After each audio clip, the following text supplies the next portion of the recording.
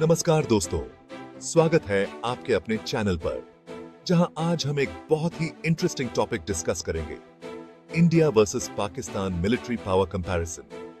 दोनों देशों के बीच हिस्टोरिकली, पॉलिटिकली और स्ट्रेटेजिकली हमेशा से कंपटीशन रही है। लेकिन जब बात आती है डिफेंस पावर की, तो कौन ज्यादा स्ट्रांग है?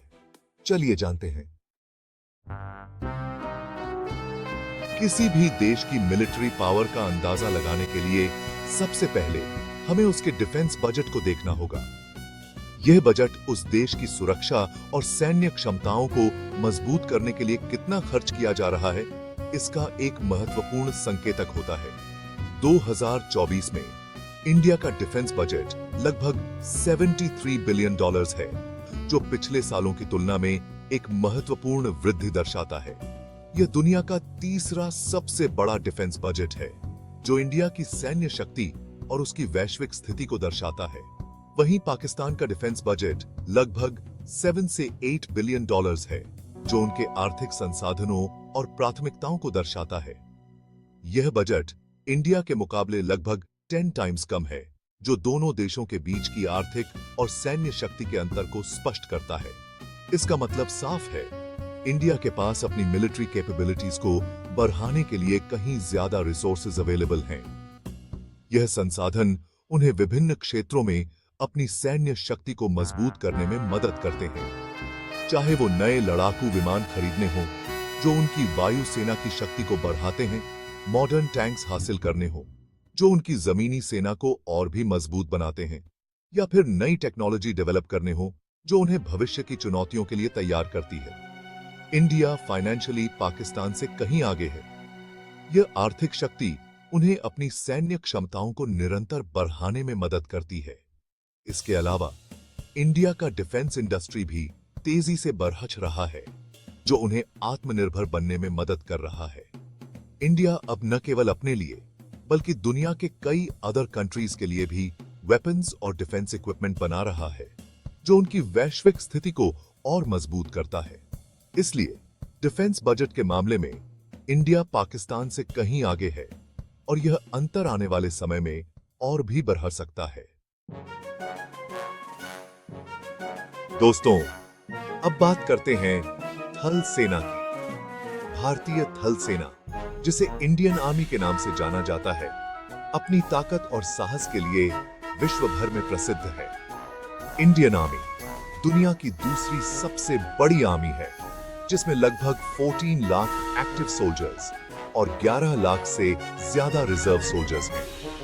ये सैनिक हर परिस्थिति में देश की रक्षा के लिए तत्पर रहते हैं।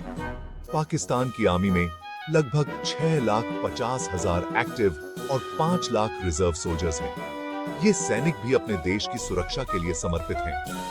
संख्या के लिहाज से इंडियन आर्मी पाकिस्तान से डबल से भी ज्यादा बड़ी है। यह संख्या भारतीय सेना की विशालता और उसकी क्षमता को दर्शाती है।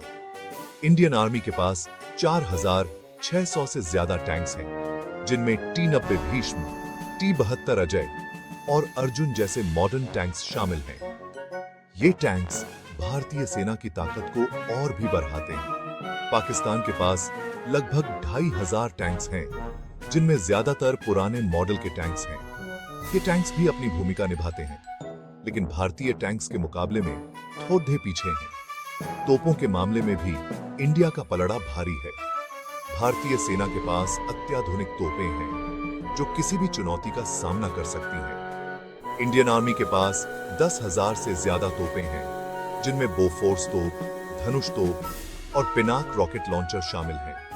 ये तोपें भारतीय सेना की मारक क्षमता को और भी बढ़ाती हैं।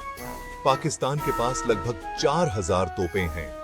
ये तोपें भी अपनी जगह महत्वपूर्ण हैं, लेकिन संख्या और गुणवत्ता में भारतीय तोपों से कमतर हैं। इंडियन आर्मी ने 1962, 1965, 1971 और 1999 के युद्धों में अपनी वीरता और स्ट्रैटेजी का लोहा मनवाया है। इन युद्धों में भारतीय सेना ने अपनी ताकत और कुशलता का प्रदर्शन किया है। इसलिए थल सेना के मामले में इंडिया पाकिस्तान से कहीं आगे है। भारतीय सेना की ताकत, संख्या और आधुनिक उपकरण उसे एक अद्वितीय स्थान पर रखते हैं। चैप्टर 3 वायुसेना। आसमान में कौन है बाजीगर? आज हम जानेंगे कि आसमान में किसकी बादशाहत है। दोस्तों, आज के समय में जिसके पास पावरफुल वायुसेना है, वही युद्ध में बाजी मार सकता है। वायुसेना की ताकत ही देश की सुरक्षा की गारंटी है।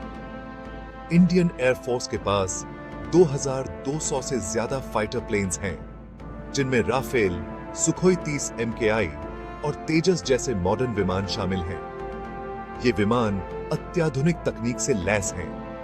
पाकिस्तान की वायुसेना के पास कुल मिलाकर 1400 से ज्यादा फाइटर प्लेन्स हैं, जिनमें JF-17, F-16 और मिराज आई शामिल हैं।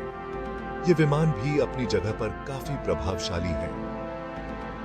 इंडियन पायलट्स ने 1965, 1971 और 1999 के युद्धों में अपनी वीरता और स्किल का लोहा मनवाया है। उनकी बहादुरी और तकनीकी कौशल ने उन्हें विश्व भर में प्रसिद्ध किया है। इंडियन एयरफोर्स न केवल विमानों में बल्कि टेक्नोलॉजी में भी पाकिस्तान से आगे है। उनके पास अत्याधुनिक रडार सिस्टम और इलेक्ट्रॉनिक वॉरफेयर तकनीक है। इसलिए वायुसेना के मामले में भी इंडिया पाकिस्तान से कहीं आगे है। भारतीय वायुसेना की ताकत और तकनीक ने उसे आसमान का सच्चा बाजीगर बना दिया है। चैप्टर 4 नौसेना। समुद्र पर किसका राज? दोस्तों, इंडिया 3 तरफ से समुद्र से घिरा हुआ है और इसलिए उसकी सुरक्षा के लिए एक स्ट्रॉन्ग नौसेना का होना बेहद जरूरी है। इंडियन नेवी के पास 2 एयरक्राफ्ट कैरियर्स हैं, जिनके नाम हैं INS विक्रांत और INS विक्रमादित्य। पाकिस्तान के पास एक भी एयरक्राफ्ट कैरियर नहीं है। इंडियन नेवी के पास 17 पनडुब्बियां हैं, जिनमें परमाणु पनडुब्बियां भी शामिल हैं। इंडियन नेवी के पास 150 से ज्यादा वॉरशिप्स हैं, जिनमें डिस्ट्रॉयर्स, फ्रिगेट्स और कॉर्वेट्स शामिल हैं। पाकिस्तान के पास सिर्फ 50 से ज्यादा वॉरशिप्स हैं। इसलिए नौसेना के मामले में भी इंडिया पाकिस्तान से कहीं आगे है।